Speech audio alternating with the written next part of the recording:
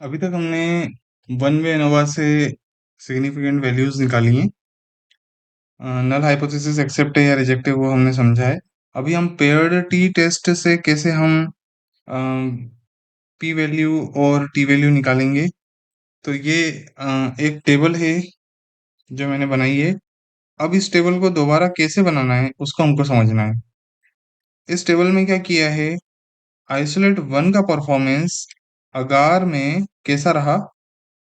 ठीक है, तो हमने जो एलडीपी है यानी कि लो डेंसिटी पॉलीथिलीन उसका इनिशियल वेट लिया, फिर फाइनल वेट लिया, उसका मीन डिफरेंस निकाला, परसेंटेज रिडक्शन रिडक्शन निकाला, देन स्टैंडर्ड डेविएशन डिफरेंस निकाला, टी वैल्यू निकाली और पी वैल्यू निकाली।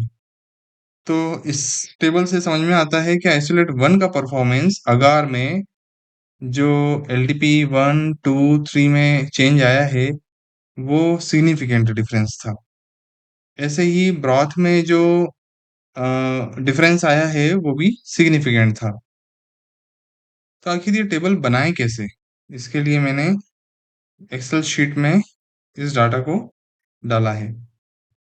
यहाँ आप देखेंगे L D P E one two और थ्री को जब हमने सारे ही डेज के साथ कंपैरिजन किया,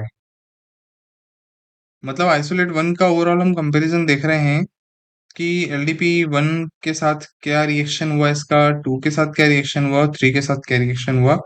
तो सबसे पहले हमने इसका क्या किया, सबसे पहले हमने एक डिस्क्रिप्टिव एनालिसिस निकाला। तो यहाँ पर हमने डाटा में गए, डाटा में जाकर के डाटा एनालिसिस पे गए, डिस्क्रिप्टिव स्टैटिस्टिक्स पे गए, ओके किया। यहाँ हम हमेशा एक गलती करते हैं कि अगर हमें सबसे पहले तो हम वैल्यू सिलेक्ट कर लेते हैं कि हमें डिस्क्रिप्टिव एनालिसिस किसकी करना है, इनिशियल वेट और फाइनल वेट की और वेट लॉस की। ये हमने कर ली, या फिर हम केवल इनिशियल वेट और फाइनल वेट की कर लेते हैं। तो हमने इनिशियल वेट और फाइनल वेट की वैल्यू ले ली। यहाँ मैंने देखो इनिशियल वेट और फाइनल वेट के लेबल्स भी सिलेक्ट किए हैं, इसलिए यहाँ पर लेबल्स इन फर्स्ट रो मेरे को यहाँ टिक लगा के रखना है। आउटपुट में इसको मैं कहाँ लेना चाहता हूँ, मान लीजिए यहाँ लेना चाहता हूँ। ओके, और समरी स्टैटिस्टिक्स पर क्लिक करना है, देन ओके करना है। आप यहाँ देखेंगे एक मीन वैल्यू आई है 58। इस 58 को मैंने इनिशियल वेट की मीन वैल्यू के साथ लिख दी। फाइनल वेट में मीन वैल्यू आई है 55.5, वो मैंने यहाँ लिख दी। अब मैं चाहूँ तो इससे इसको माइनस करके भी वेट लॉस निकाल सकता हूँ, जो मैंने यहाँ निकाल लिया है।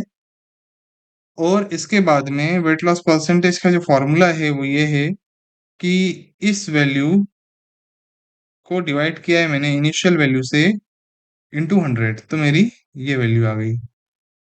ठीक है, अब हम इसको हम क्रॉस चेक कर लेते हैं हमारी टेबल से। 58.33 इनिशियल वैल्यू है, ये 58.33। फाइनल वैल्यू हमारी 55.5 है, 55.5। वेट लॉस हमारा 2.83 है, 2.83। परसेंटेज रिडक्शन हमारा आ गया 4.85, 4.85। अब बात करते हैं स्टैंडर्ड डेविएशन डिफरेंस कैसे निकालेंगे। तो चलिए इसको मैं कट कर देता हूँ, ये हमने समझ लिया कैसे करना है।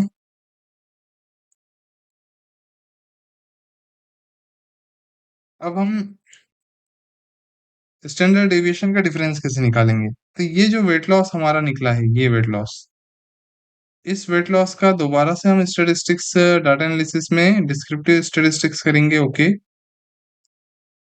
यहाँ पर हम सिलेक्ट करेंगे पूरी वैल्यूज, क्योंकि इसी का स्टैंडर्ड डेविएशन हमें निकालना है। आउटपुट में हम रखेंगे वापस यहाँ पर, यहीं पर कर लेते हैं। समरी स्टैटिस्टिक्स पे क्लिक करना है और ओके करना है। आप यहाँ देखेंगे कि ये जो स्टैंडर्ड डेविएशन डिफरेंस है 2.12, ये देखिए यहाँ पे 2.13 आ गया है, क्योंकि ये ओवरऑल 2.13 रहेगा। ठीक है, इसको भी मैं यहाँ लिख चुका हूँ, ये देखिए वेट लॉस में ये स्टैंडर्ड डेविएशन ये आ गया यहाँ पे। ठीक है, तो ये मैंने यहाँ पे टिक कर दिया है। ओके, तो मैंने अब ये वैल्यू भी निकाल ली है। यहाँ पे आप देख रहे हैं कि ये वैल्यू मैंने कैसे निकाली है। अब आगे चलते हैं, इसको मैं वापस से डिलीट कर देता हूँ ताकि स्पेस मेरे पास में सफिशिएंट रहे।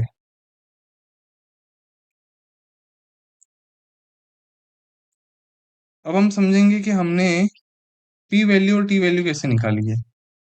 अब हम क्या करेंगे, वापस से डेटा में जाएंगे, डेटा एनालिसिस पे जाएंगे। देन इसके बाद में हम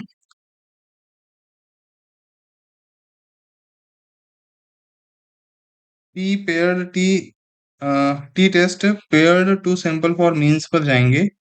ओके करेंगे। अब यहाँ हमको दो वेरिएबल्स पूछे जा रहे हैं। तो यहाँ पर इस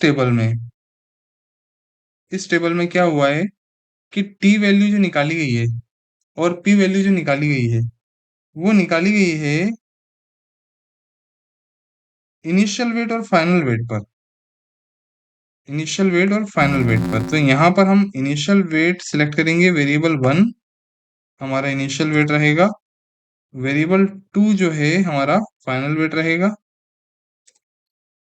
लेबल्स हम लगा चुके हैं क्योंकि हमने यहाँ पर फॉरवर्ड और इनिशियल वेट और सॉरी इनिशियल वेट और फाइनल वेट सिलेक्ट किया था, इसलिए हम लेबल्स लगा के रखेंगे। आउटपुट रेंज हम दे देते हैं यहीं पर, आउटपुट रेंज भी हम इसको जो हमारी साइज में सही ऑपोजिट है हमेशा, इनके दोनों मीन्स इक्वल हैं, ये नल एक्सप्रेशन है। ओके, तो यहाँ पर हमारा टेबल बन गया है। टेबल में आप देखेंगे कि पी वैल्यू जो है वो 5% से भी कम है, ये है 0.07%, यानी कि हाईली सिग्निफिकेंट है। इसके बाद एक इसमें लिखी है टी वैल्यू। तो टी वैल्यू जो है वो यहाँ से हम लेंगे, ये टी स्टेट, ये आई है 4.61, 4.62 यहाँ लिखा है। तो ओवरऑल हम इसको कैलकुलेट करेंगे तो 4.62 जाएगा। तो इस टाइप से हम ये पूरी टेबल बना सकते हैं।